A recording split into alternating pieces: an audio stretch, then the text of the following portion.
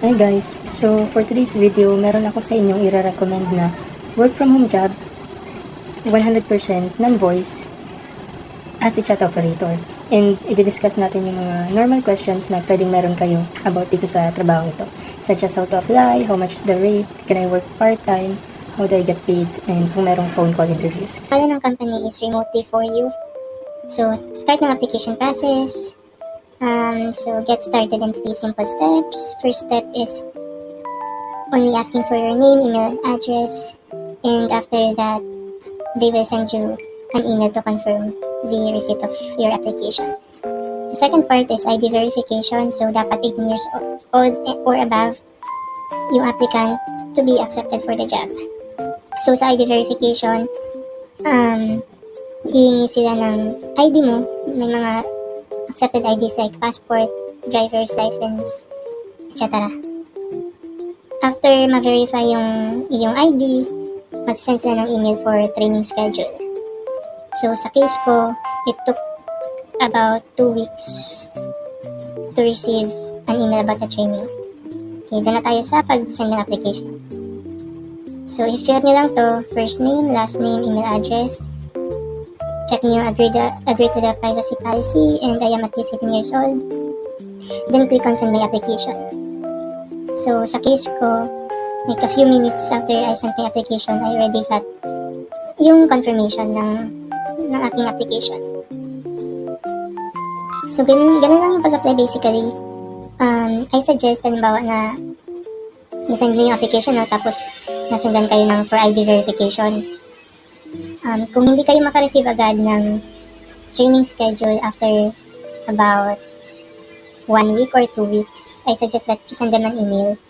Kasi yun yung ginawa ko. Nagsend ako ng email to follow up on my application, and right away, mga within 24 hours, nag-respond sila na okay na ako for training. So, need nyo lang i-follow up. And what else? So, what else yung questions na normally nakikita ko? Okay, so how much yung rate? Magkano yung pwede nyong sahurin? Nandito rin siya sa website, pero I'll explain to you yung parang reality ng kung magkano yung pwede nyong makuha. So sabi dito sa website nila, as a chat operator, you will work as an independent contractor, which is true. So, meron tayong flexibility to work at any time we want.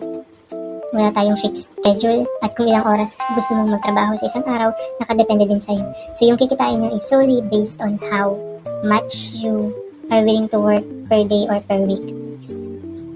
And also, yung rate hindi siya fixed. Halimbawa, per message, hindi siya fixed na ganitong amount. Nakadepende siya kung gaano karami yung nasend mong messages sa isang week, doon magdedepende yung per message rate. So sabi nila dito, it's hard to say exactly how much the salary will be, but a skilled chat agent who works 4 to 8 hours a day, 5 days a week, can easily earn between $100 and $300 weekly. Some of the top agents make more than $3,000 a month. $3,000 a month. But to be honest with you, yung $100, yung $300 weekly, even $100 is very hard to achieve. Kasi yung first week ko, yung unang payout na nakuha ko, it took me about 3 weeks para makapag-payout kasi meron silang minimum payout amount. So ayun, matagal siya. Matagal siyang makuha kung hindi mo siya gagawing full-time na 8 hours per day. Okay, kasi yung ginagawa ko is 2 to 3 hours a day lang, and may breaks pa ako in between. So most, para more or less 2 hours lang talaga yung tinatrabaho ko, or even less per day. So next question would be, can I work as a part-timer? The answer is yes. Ito kasi yung ginagawa ko ngayon. Meron akong full-time job, and ginagawa ko to after ng schedule ko sa full-time job. At least 2 to 3 hours. And to be honest, mas i-recommend ko tong job na to as bilang part-time instead of doing this full-time. Bakit? Kasi may mga chance or may mga scenarios na pwedeng ma-disable temporarily or permanently yung account mo dito if ma-violate mo yung mga rules ng company. May mga certain rules sila na very strict sila, and pag may isa doon na na nagawa mo, whether intentionally or unintentionally, anytime pwedeng ma-disable yung account mo or ma-close mismo yung account mo. So if gagawin mo siyang full-time job, mahirap pag na-disable or na-close yung account mo. Kasi dito ka lang umaasa, wala kang ibang inaasahan. So I would suggest na wag mong iwan yung full-time job mo and gawin mo lang to as a side hustle. Kasi hindi naman kalakihan yung maaari mong makuha dito sa trabahong ito. Okay, so that's it for the rates and kung pwede siyang gawin part-time. The next one is how do I get paid? So yung payment options nila pwedeng, kasi yung company based in Europe, okay, based in the UK, I believe. So yung bayaran nila is euro. Kaya yung accepted payment options nila, first is UK-based, Europe-based bank account, which is wala naman tayo sa Pilipinas, or BitSafe or YourSafe.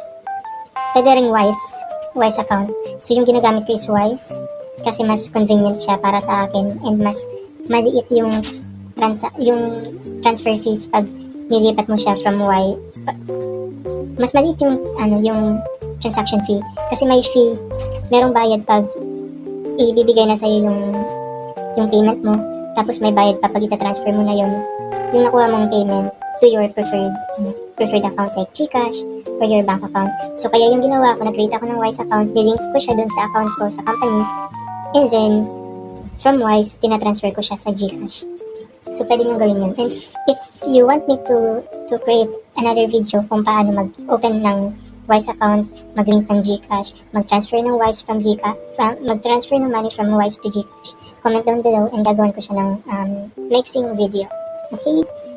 So, yung last question is there a phone call interview? The answer is wala. Purely chat lang po siya. Hindi siya Skype. Dati ata Skype yung gamit nila sa interview. This time, meron silang site na ibibigay sa'yo, tapos doon ka mag-i-initiate ng chat. And then, paglagay mo dun sa chat portal nila, yung makaka-chat mo is isang coach.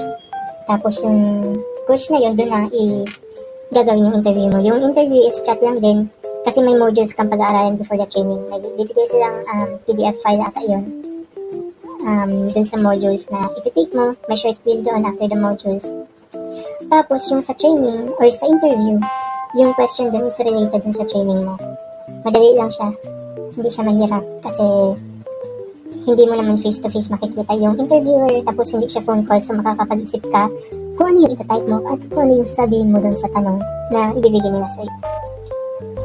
And sa training, yung training ko 2 days lang. Sa first day, pinag-try nila ako mag-send ng 3 messages. Parang trial lang. Pero actual customer. And on the second day, pinag-send nila ako ng 50 messages. Tapos, after mo ma-send, sasabihin mo sa trainer mo, sa coach.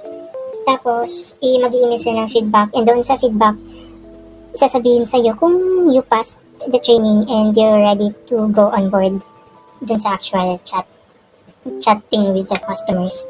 And also, yung isa-send mo messages during the training period, masasama na siya dun sa babayaran sa'yo. So, hindi siya masasayang. Okay? I think those are pretty much the questions that most of you might ask about the job. But if you have any other questions na medyo hindi clear sa inyo and gusto nyo malaman, i-comment nyo lang sa baba sa comment section. Tapos, again, yung link para mag-apply nasa description box. And kung hindi nyo makita doon, ipopost ko din sa comment section para madali nyo makita. And disclaimer lang, I am not sure if they are still accepting applicants right now. Kasi nag-apply ako last June pa, and open pa naman sila thankfully. And not sure if ngayon okay pa. But if you want to try, you can freely click on the link and then send in your applications. And normally naman ata nagsasend sila ng email if they are full at the moment. And if they are not full, or if they have slots open, madali lang naman sila mag-send ng confirmation. Okay, so yun lang guys. Thank you for watching, and please subscribe to my channel and hit if you like contents like this. Thank you.